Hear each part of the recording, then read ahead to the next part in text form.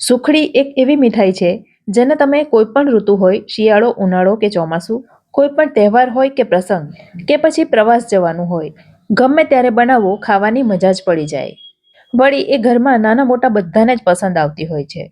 તો આજે ખાસ કરીને ઘરના વડીલો આરામથી ખાઈ શકે એવી સુખડી આજે આપણે બનાવીશું. અને આવી અવનવી રેસીપી જોવા માટે મારી ચેનલ ફૂડ વિથ ફાલ્ગુનીને સબસ્ક્રાઇબ કરી દેજો. સુખડી બનાવવા માટે દરેક વસ્તુનું માપ પરફેક્ટ હોવું ખૂબ જ જરૂરી છે. અહીં આપણે દરેક માપ વજનથી નહીં પણ વાડકીના માપથી લઈશું. તો અહીં મેં 1.5 વાડકી ઘઉંનો ઝીણો લોટ લીધો છે. રોટલી બનાવવા માટે આપણે જે લોટનો ઉપયોગ કરીએ છીએ આ એ જ લોટ છે. સાથે જ લીધું છે એ જ વાડકીના માપથી 1/4 વાડકી ભરીને ઘી. ઘીનું માપ પીગાળીને જ લેવાનું. જો જામેલું ઘી લેશો તો એ વધારે થઈ જશે. અને એ જ વાડકીના માપથી લીધો છે 1/4 વાડકી ભરીને દેશી ગોળ. દેશી ગોળ ખાવામાં હેલ્ધી હોય છે માટે મેં એ લીધો છે. હવે સુખડીને થોડી હેલ્ધી બનાવવા માટે એમાં થોડા ડ્રાયફ્રૂટ્સ પણ ઉમેરીશું.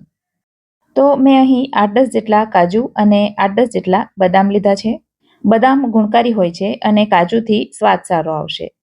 પણ આ સિવાય તમારી પાસે જો બીજા કોઈ ડ્રાયફ્રૂટ્સ હોય જેવા કે અખરોટ, પિસ્તા વગેરે તો તમે લઈ શકો છો. હવે બંનેને કોરા જ શેકી લઈશું. તો ક્રિસ્પી થાય ત્યાં સુધી એને શેકવાના.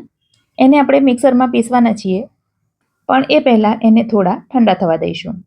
અને ઠંડા થયા બાદ મેં એનો આ પ્રકારનો પાવડર મિક્સરમાં બનાવી લીધો છે. એકદમ લીસો પાવડર નહીં થાય, સાધારણ કરકરો એવો રહેશે, પણ એનો વાંધો નથી.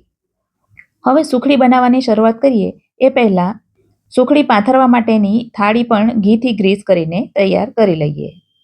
મેં અહીં ઘી લીધું છે, પણ તમે તેલ પણ લઈ શકો. ચાલો તો હવે સુખડી બનાવવાની શરૂઆત કરીએ. તો 1/4 વાડકી જે આપણે ઘી લીધું હતું એમાંથી મેં થોડું ઘી બચાવીને બાકીનું ઘી કઢાઈમાં ઉમેરી દીધું છે. બાકીના ઘીનો આપણે પાછળથી ઉપયોગ કરીશું. હવે ઘી ગરમ થાય એટલે 1/2 વાડકી જે આપણે લોટ લીધો છે એ બધો લોટ અંદર ઉમેરી દઈશું.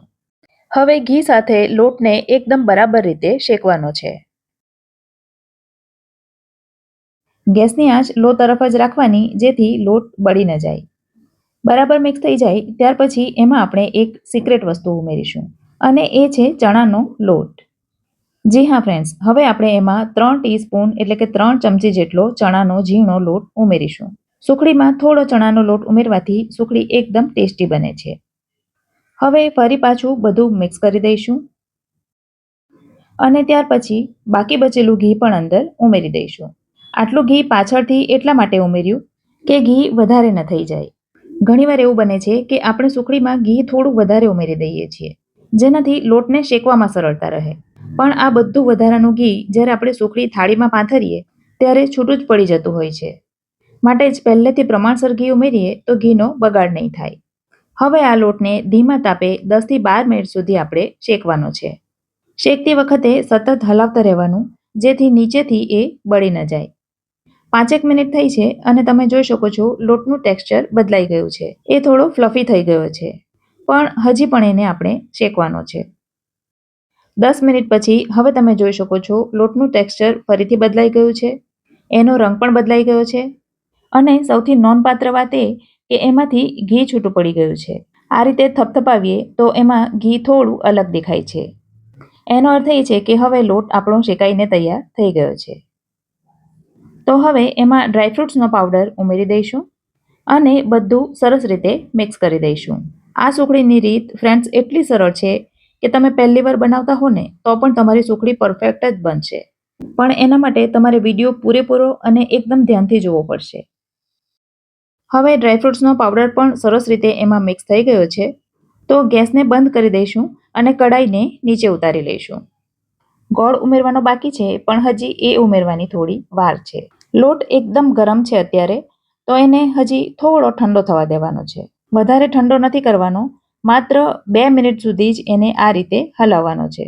ટૂંકમાં લોટનું ટેમ્પરેચર થોડું ડાઉન કરવાનું છે. હવે 2 મિનિટ થઈ ગઈ છે તો બધો ગોળ આપણે એની અંદર ઉમેરી દઈશું.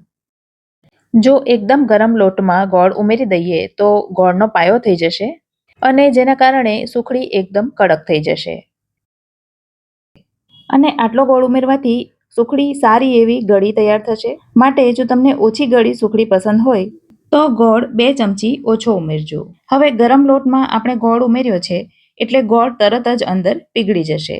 તો ગોળ સરસ રીતે પીગળી ગયો એમ લાગે ત્યાં સુધી આપણે એને મિક્સ કરવાનું છે.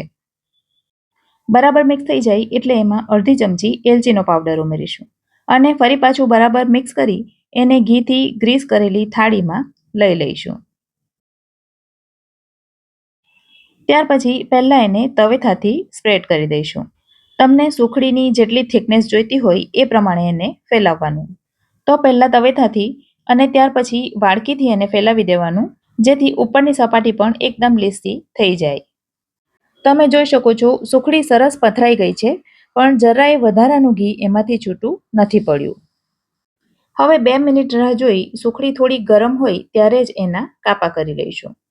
ધારવાળી છરીથી ખૂબ જ સરળ રીતે કાપા થઈ જાય છે. કાપા થઈ ગયા પછી એને એકદમ ઠંડી થવા દેવાની અને ત્યાર પછી તવેથાની મદદથી ધીમેથી એને થાળીથી અલગ કરવાની. તો ઠંડી થયા પછી સુખડી સરસ રીતે જામી ગઈ છે. એને ખૂબ જ સરળતાથી છૂટા કરી શકાય છે.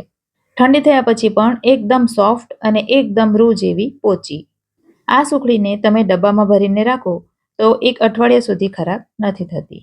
પણ એ એટલી ટેસ્ટી બને છે ને કે અઠવાડિયા પહેલાં તો એ પૂરી જ થઈ જાય છે. તો ફ્રેન્ડ્સ, મારી આજની આ રેસીપી તમને ગમી હોય તો વિડીયોને લાઇક કરજો અને તમારા સર્કલમાં શેર કરજો. તો ફરી મળીશું આવી જ એક નવી રેસીપી સાથે. ત્યાં સુધી મને રજા આપો. આવજો.